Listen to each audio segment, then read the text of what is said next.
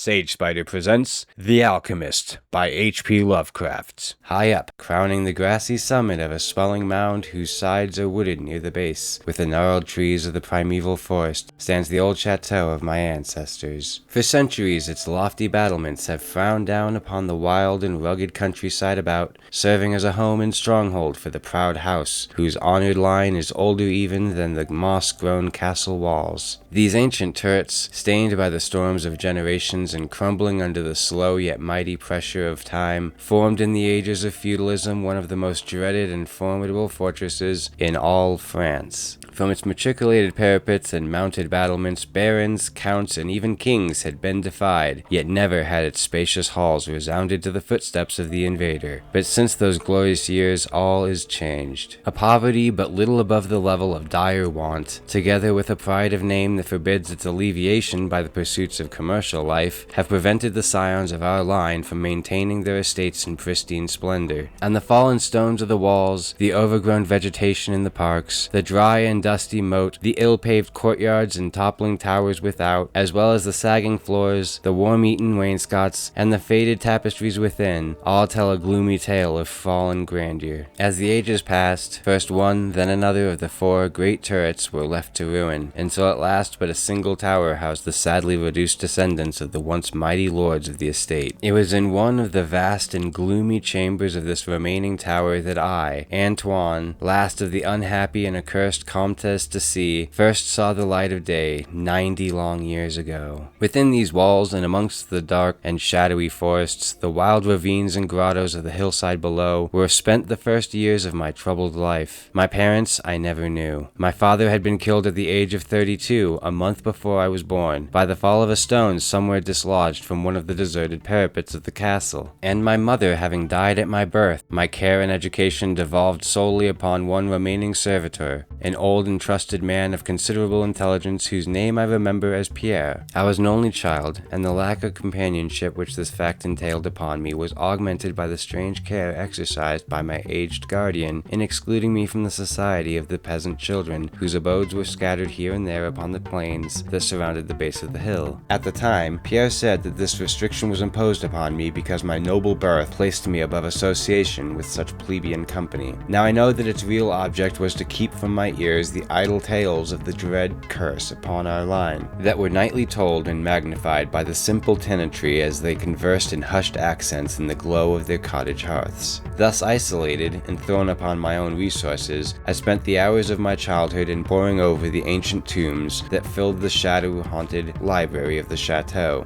and in roaming without aim or purpose through the perpetual dusk of the spectral wood that clothes the side of the hill near its foot. It was perhaps an effect of such surroundings that my mind early acquired a shade of melancholy. Those studies and pursuits which partake of the dark and occult in nature most strongly claimed my attention. Of my own race I was permitted to learn singularly little, yet what small knowledge of it I was able to gain seemed to depress me much. Perhaps it was at first only the manifest reluctance of my old preceptor to discuss with me my paternal ancestry that gave rise to the terror which I ever felt at the mention of my great house. Yet as I grew out of childhood, I was able to piece together disconnected fragments of discourse, let slip from the unwilling tongue which had begun to falter in approaching senility, that had a sort of relation to a certain circumstance which I had always deemed strange, but which now became dimly terrible. The circumstance to which I allude is the early age at which all the Comtesses of my line had met their end. Whilst I had hitherto considered this but a natural attribute of a family of short-lived men, I afterward pondered long upon these premature deaths, and began to connect with them the wanderings of the old man, who often spoke of a curse which for centuries had prevented the lives of the holders of my title from much exceeding the span of 32 years. Upon my 21st birthday, the aged Pierre gave me a family document which he said had for many generations been handed down from father to son, and continued by each possessor. Its contents were of the most startling nature, and its perusal confirmed the gravest of my apprehensions.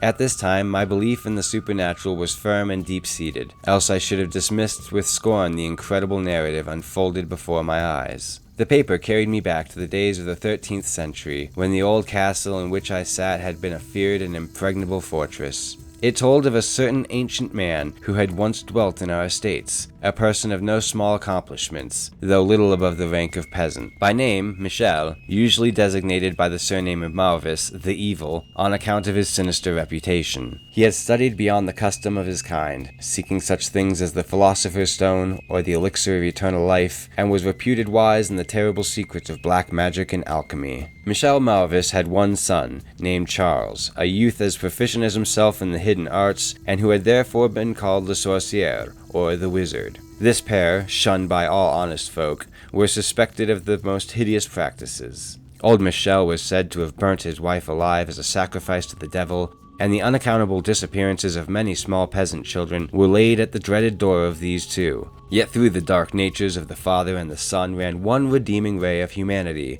The evil old man loved his offspring with fierce intensity, whilst the youth had for his parent a more than filial affection. One night the castle on the hill was thrown into the wildest confusion by the vanishment of young Godfrey, son of Henry the Comte. A searching party, headed by the frantic father, invaded the cottage of the sorcerers and there came upon old Michel Malvis, busy over a huge and violently boiling cauldron. Without certain cause, in the ungoverned madness of fury and despair, the Comte laid hands on the aged wizard, and ere he released his murderous hold, his victim was no more. Meanwhile, joyful servants were proclaiming the finding of young Godfrey in a distant and unused chamber of the great edifice, telling too late that poor Michel had been killed in vain. As the Comte and his associates turned away from the lowly abode of the alchemists, the form of Charles Le Sorcier appeared through the trees. The excited chatter of the menials standing about told him what had occurred, yet he seemed at first unmoved at his father's fate. Then, slowly advancing to meet the Comte, he pronounced in dull yet terrible accents the curse that ever afterward haunted the House of C.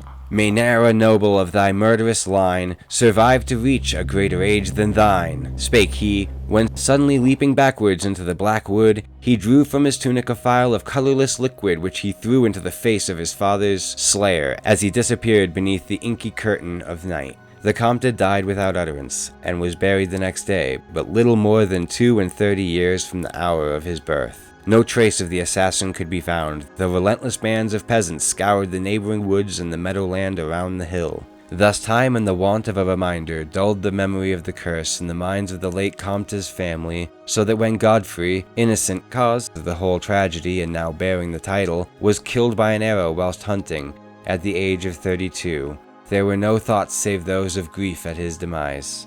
But when, years afterward, the next young Comte, Robert by name, was found dead in a nearby field from no apparent cause, the peasants told in whispers that their seigneur had but lately passed his 32nd birthday when surprised by early death. Louis, son to Robert, was found drowned in the moat at the same fateful age, and thus down through the centuries ran the ominous chronicle.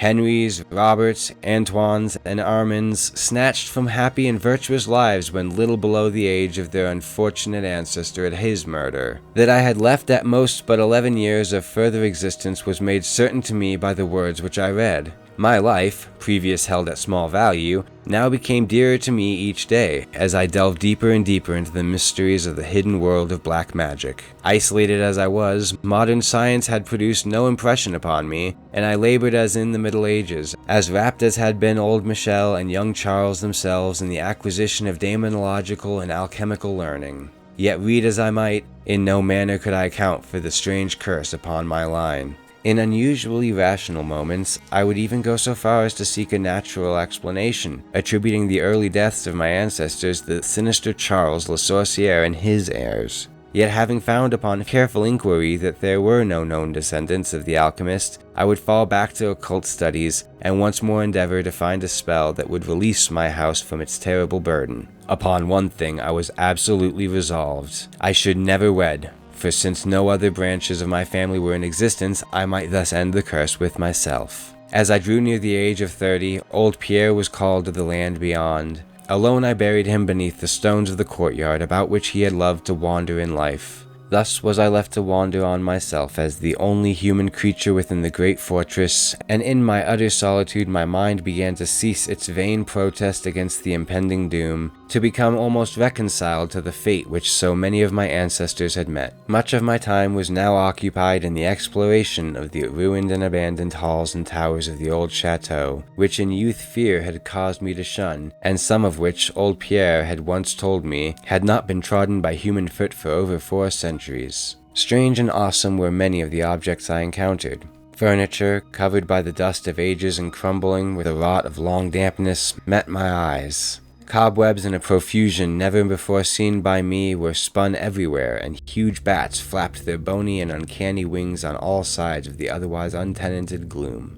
Of my exact age, even down to the days and hours, I kept a most careful record, for each movement of the pendulum of the massive clock in the library told off so much more of my doomed existence. At length I approached that time which I had so long viewed with apprehension. Since most of my ancestors had been seized some little while before they reached the exact age of Comte Henry at his end, I was every moment on the watch for the coming of the unknown death. In what strange form the curse should overtake me, I knew not, but I was resolved, at least, that it should not find me a cowardly or a passive victim. With new vigor I applied myself to the examination of the old chateau and its contents. It was upon one of the longest of all my excursions of discovery in the deserted portion of the castle, less than a week before that fatal hour which I felt must mark the utmost limit of my stay on earth, beyond which I could have not even the slightest hope of continuing to draw breath, that I came upon the culminating event of my whole life. I had spent the better part of the morning in climbing up and down half-ruined staircases in one of the most dilapidated of the ancient turrets. As the afternoon progressed, I sought the lower levels, descending into what appeared to be either a medieval place of confinement or a more recently excavated storehouse for gunpowder. As I slowly traversed the nitre-encrusted passageway at the foot of the last staircase, the paving became very damp, and soon I saw by the light of my flickering torch that a blank, water-stained wall impeded my journey. Turning to retrace my steps, my eye fell upon a small trapdoor with a ring which lay directly beneath my feet. Pausing, I succeeded with difficulty in raising it, whereupon there was revealed a black aperture, exhaling noxious fumes which caused my torch to sputter, and disclosed in the unsteady glare the top of a flight of stony steps. As soon as the torch, which I lowered into the repellent depths, burned freely and steadily, I commenced my descent. The steps were many, and led to a narrow stone-flagged passage, which I knew must be far underground. The passage proved of great length, and terminated in a massive oaken door, dripping with the moisture of the place, and stoutly resisting all my attempts to open it. Ceasing after a time my efforts in this direction, I had proceeded back some distance toward the steps, when there suddenly fell to my experience one of the most profound and maddening shocks capable of reception by the human mind. Without warning, I heard the heavy door behind me creak slowly open upon its rusted hinges. My immediate sensations are incapable of analysis. To be confronted in a place as thoroughly deserted as I had deemed the old castle, with evidence of the presence of man or spirit, produced in my brain a horror of the most acute description. When at last I had turned and faced the seat of the sound, my eyes must have started from their orbits at the sight they beheld. There, in the ancient Gothic doorway, stood a human figure. It was that of a man clad in a skull cap and long medieval tunic of dark color. His long hair and flowing beard were of a terrible and intense black hue, and of incredible profusion. His forehead, high beyond the usual dimensions, his cheeks, deep sunken and heavily lined with wrinkles, and his hands, long, claw-like and gnarled, were of such a deathly, marble-like whiteness as I have never elsewhere seen in man. His figure, lean to the proportions of a skeleton, was strangely bent and almost lost within the voluminous folds of his peculiar garment. But strangest of all were his eyes, twin caves of abysmal blackness, profound in expression of understanding, yet inhuman in degree of wickedness. These were now fixed upon me, piercing my soul with their hatred, and rooting me to the spot whereupon I stood. At last the figure spoke in a rumbling voice that chilled me through with its dull hollowness and latent malevolence. The language in which the discourse was clothed was that debased form of Latin in use amongst the more learned men of the Middle Ages, and made familiar to me by my prolonged researches into the works of the old alchemists and demonologists. The apparition spoke of the curse which had hovered over my house, told me of my coming end, dwelt on the wrong perpetrated by my ancestor against old Michel Malvis, and gloated over the revenge of Charles Le Sorcier. He told of how the young Charles had escaped into the night, returning in after years to kill Godfrey the heir with an arrow just as he approached the age which had been his father's at his assassination. How he had secretly returned to the estate and established himself, unknown, in the even then deserted subterranean chamber whose doorway now framed the hideous narrator. How he had seized Robert, son of Godfrey, in a field, forced poison down his throat, and left him to die at the age of 32, thus maintaining the foul provisions of his vengeful curse. At this point I was left to imagine the solution of the greatest mystery of all, how the curse had been fulfilled since that time when Charles Le Sorcier must in the course of nature have died, for the man digressed into an account of the deep alchemical studies of the two wizards, father and son, speaking most particularly of the researches of Charles Le Sorcier, concerning the elixir which should grant to him who partook of it eternal life and youth. His enthusiasm had seemed for the moment to remove from his terrible eyes the hatred that had at first so haunted them. But suddenly the fiendish glare returned, and with a shocking sound like the hissing of a serpent, the stranger raised a glass phial with the evident intent of ending my life as had Charles Le Sorcier, 600 years before, ended that of my ancestor. Prompted by some preserving instinct of self-defense, I broke through the spell that had hitherto held me immovable, and flung my now dying torch at the creature who menaced my existence. I heard the phial break harmlessly against the stones of the passage, as the tunic of the strange man caught fire, and lit the horrid scene with a ghastly radiance. The shriek of fright and impotent malice emitted by the would-be assassin proved too much for my already shaken nerves, and I fell prone upon the slimy floor in a total faint. When at last my senses returned, all was frightfully dark, and my mind remembered what had occurred, shrank from the idea of beholding more, yet curiosity overmastered all. Who, I asked myself, was this man of evil, and how came he within the castle walls? Why should he seek to avenge the death of poor Michel Malvis, and how had the curse been carried on through all the long centuries since the time of Charles Le Sorcier? The dread of years was lifted from my shoulders, for I knew that he whom I had felled was the source of all my danger from the curse. And now that I was free, I burned with the desire to learn more of the sinister thing which had haunted my line for centuries, and made of my own youth one long continued nightmare. Determined upon further exploration, I felt in my pockets for flint and steel, and lit the unused torch which I had with me. First of all, the new light revealed the distorted and blackened form of the mysterious stranger. The hideous eyes were now closed. Disliking the sight, I turned away and entered the chamber beyond the Gothic door. Here I found what seemed much like an alchemist's laboratory.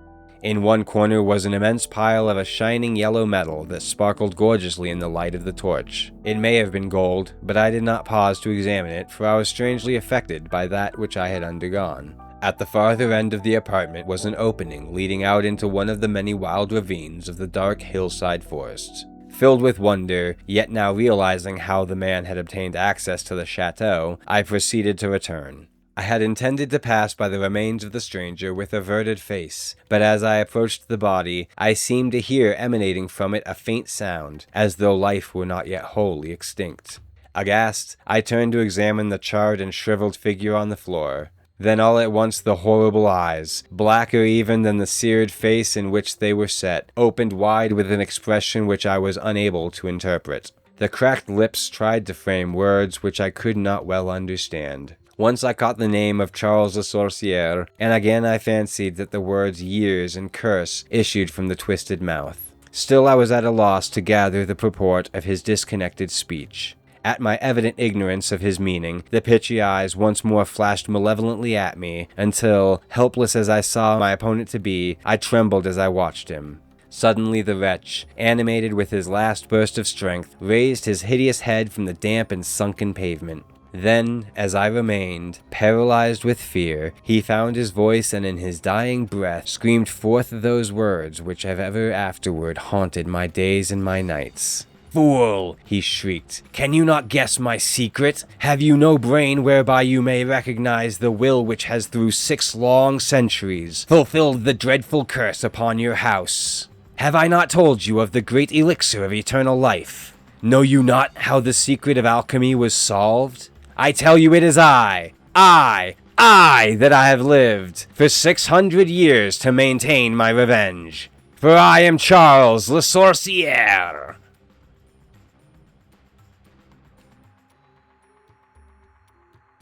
Thank you so much for watching. This was a Sage Spider presentation. That was The Alchemist by H.P. Lovecraft. If you'd like more similar short stories content, please feel free to subscribe and like my videos as you see fit. Have a great rest of your day.